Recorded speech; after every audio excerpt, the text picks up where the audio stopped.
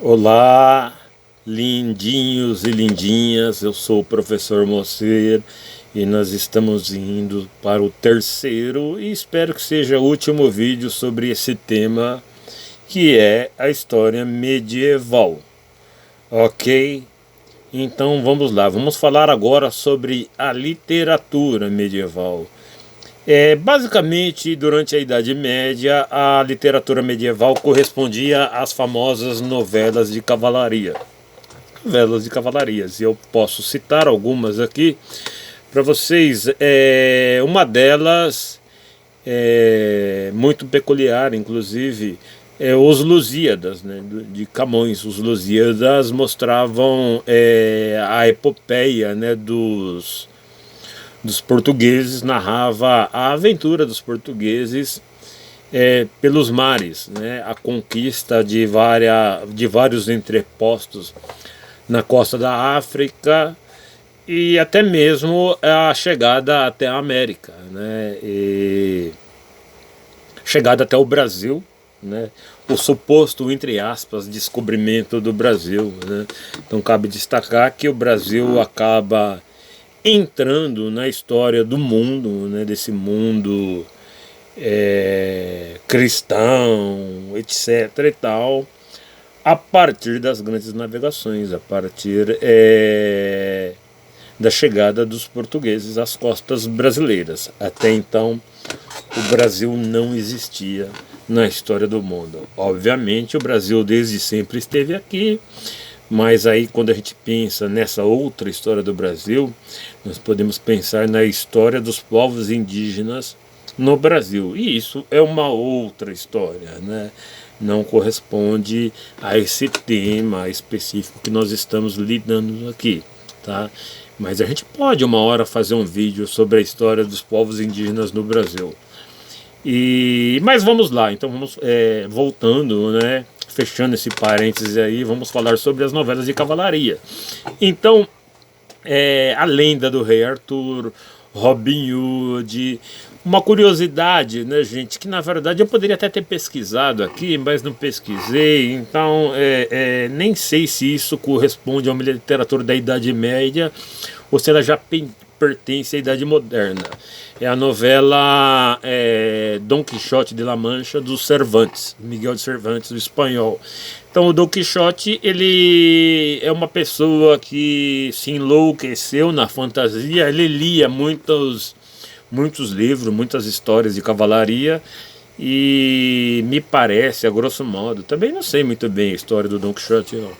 Ele enlouqueceu, ele achava que ele era um cavaleiro, então ele arrumou um escudeiro, o Sancho Panza. Todo cavaleiro medieval tinha que ter um escudeiro, e ele perseguia, ele batalhava contra moinhos, esses moinhos de água aí, e que ele achava que aqueles moinhos eram dragões. Então, quando a gente pensa, agora vem o importante de tudo isso que eu quero falar para vocês. Então, quando a gente pensa no Dom Quixote, a gente entende que ele era um homem que já estava num período de transição de uma época para outra. Então, por isso que eu não tenho muita certeza. Eu acho que não, que o Dom Quixote não é uma produção escrita na Idade Média. Eu não lembro, mano, é tão simples ver isso, mas eu não quero ver agora. Vocês pesquisem aí. Então, o Dom Quixote já estava vivendo no mundo moderno, né? Mas ele ainda tinha a sua cultura, as suas amarras intelectuais, digamos assim, naquele mundo antigo, naquele mundo romântico da Idade Média, no mundo de cavaleiros, de monstros, de bichos, e que ele precisava derrotar para defender a sua amada Dulcinea. O nome dela era Dulcinea, a amada do Dom Quixote. Então dá para a gente pensar um monte de coisa sobre essa questão desse livro, né, do Cervantes, do Dom Quixote de La Mancha, né? Então, em termos gerais, gente, a literatura medieval eram as novelas de cavalaria, né, que essas histórias de reis, rainhas, príncipes, princesas. Então tudo isso corresponde a literatura medieval. Uma curiosidade que aqui no Brasil, né, na região do Nordeste, então tem muitos literatura de cordel, né, nas regiões do Nordeste. Aí vocês já devem ter ouvido falar sobre isso. Acho que vocês estudam em língua portuguesa, literatura, enfim. E em muitas histórias das literaturas de cordéis aparecem cavaleiros, reis, rainhas, príncipes, princesas, combates. E não é interessante a gente pensar que essa literatura de cordel, lá no Nordeste do nosso Brasil, na região do Nordeste do nosso Brasil, ela tem a ver com essa questão da Idade Média, da história medieval. Então percebam a história medieval penetrando no Nordeste, inclusive até no sertão nordestino. Não estou nem dizendo nas áreas mais urbanas, né? Então a gente pode fazer essa alusão aí. Isso acaba até me fazendo lembrar também, entre outras coisas, da minha sobrinha quando era criança, que adorava essas histórias de princesas, de Barbies e não sei o que lá. Barbie princesa, é princesa pra lá, princesa pra cá, é desenho. Então toda vez que a gente pensa em príncipe, princesa, reis, rainha, castelos, cavaleiros, lutas de espada e tal, tudo isso se remete à história medieval, se remete à Idade Média. Certo, gente? Voltando um pouco para a questão, são algumas características, né, da Idade Média. Voltando um pouco para a questão da Idade Média, eu não sei porque esse slide que eu coloquei aqui no vídeo, né, que eu vou mandar para vocês e tal, entrou agora aqui as ordens mendicantes. Então também era uma característica da Idade Média. Então, na verdade, estamos saindo um pouco da literatura aqui. As ordens mendicantes. Que eram as ordens mendicantes? Então vamos lá. Franciscanos, beneditinos, agostinianos. Então eram algumas ordens, eram aquelas pessoas que se desligavam dos seus valores materiais e procuravam viver somente pela fé, somente pela questão espiritual. Então isso vinha de acordo com os preceitos da religião cristã. Então os franciscanos mesmo vêm de São Francisco de Assis, que era um homem que era muito rico, e ele abandonou toda a sua riqueza e foi viver na pobreza somente para pregar a palavra de Deus. Então essas ordens religiosas aí, digamos assim, elas perambulavam por todos os territórios da Idade Média, pregando essa salvação, pregando uma vida abnegada dos bens materiais, né, somente voltada para os preceitos da religião cristã, para a salvação em Deus. Ok? Uma questão interessante que a gente vai falar agora aqui é sobre o imaginário do homem medieval, né? Vamos falar algumas questões sobre o imaginário do homem medieval. E nesse imaginário aí existem as florestas medievais, né? Então há uma dubiedade na interpretação e na concepção da floresta medieval. Então havia aquilo que os aristocratas pensavam e verbalizavam sobre as florestas medievais, e havia aquilo que era de fato para os camponeses, para a população comum. Então a floresta ela era considerada um lugar perigoso, um lugar onde se escondiam os bandidos, bandoleiros, malfeitores, salteadores, né? Cavaleiros andantes, cavaleiros errantes, amantes. Os amantes iam escondidos se encontrar lá na floresta medieval. Então a floresta medieval era um lugar perigoso. A floresta medieval também era um lugar onde haviam demônios.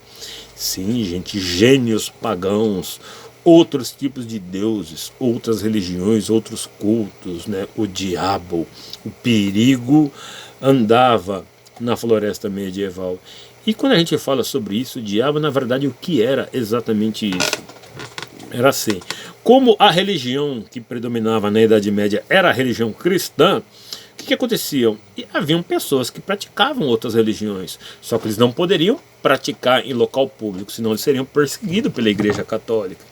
Então eles tinham que praticar esses outros cultos religiosos, de acordo com aquilo que eles acreditavam, lá no escondidinho da mata da floresta, onde as pessoas não pudessem ver, né? Onde eles não seriam denunciados para a Igreja Católica, né?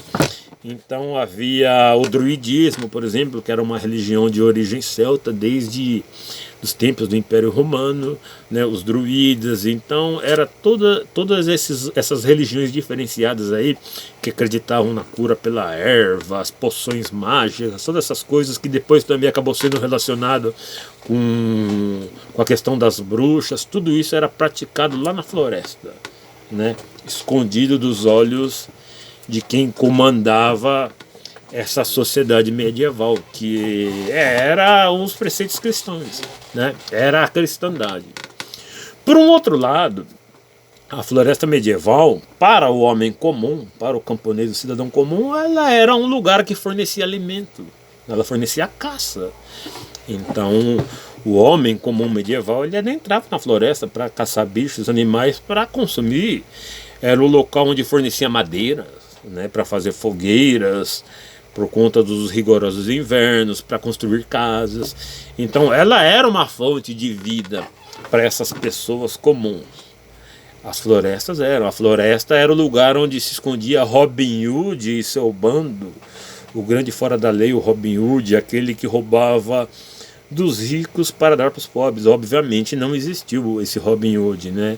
Uma história de ficção, mas existiram vários Robin Hoods. Então existiam muitos foras da lei que se escondiam nas florestas, né? Então essa lenda, essa história do Robin Hood acaba fazendo parte também das novelas de cavalaria da Idade Média. E uma curiosidade, né, sobre a história de Chapeuzinho Vermelho. Agora eu vou acabar com a infância de muitas mulheres e meninas aí, né? Então Chapeuzinho Vermelho é uma história que ela começou a ser contada em algum tempo ali na Idade Média, né? Então Chapeuzinho Vermelho, especificamente a cor vermelha, faz uma alusão à menina, jovem, adolescente que começou a menstruar. E por isso é adequado que essa menina que já menstrua não entre na floresta, porque se ela entrar na floresta, ela pode encontrar algum cavaleiro andante, algum cavaleiro errante, algum bandido, algum fora da lei, que seria o lobo mau, que vai encontrar com ela, irá seduzi-la, né? Vai seduzir essa menina, o Chapeuzinho Vermelho, né? E vai acabar coisando com ela, né? Vocês sabem, né? Vão coisar. E aí essa menina poderia voltar para sua casa grávida, né? Uma gravidez indesejada. Então era uma espécie de uma alusão, né? Os pais, né, alertavam, mas olha, não vá para a floresta, porque o lobo mau vai te pegar. Então era uma história nesse sentido, que era contada para as crianças, no sentido de alertar as meninas a não irem para as florestas. Algo parecido com a história que a gente conhece, não sei se vocês, no meu tempo tinha o tal do Homem do Saco, sei lá quem que era esse Homem do Saco. Eu sei que eu morria de medo do Homem do Saco, né? Então era uma história que os meus pais contavam aí. Então, ainda na floresta, né, gente, vamos falar sobre Tristão e Isolda, né? Mais uma história, mais um romance de cavalaria. Então o Tristão, fugindo de piratas noruegueses, nórdicos, digamos assim, ele chega até umas terras ali e ele vai procurar abrigo, ele vai se esconder nas florestas da Cornualha, de um país chamado Cornualha. E ali nessa floresta ele acaba encontrando algumas pessoas que o ajudam. Então sempre a história da floresta medieval, ela povoa o imaginário dessa sociedade, né? Gente, eu achei que eu ia terminar esse assunto nesse vídeo aqui, mas ainda não vai dar. Mas eu prometo que no próximo vídeo eu termino. Um abraço a todos.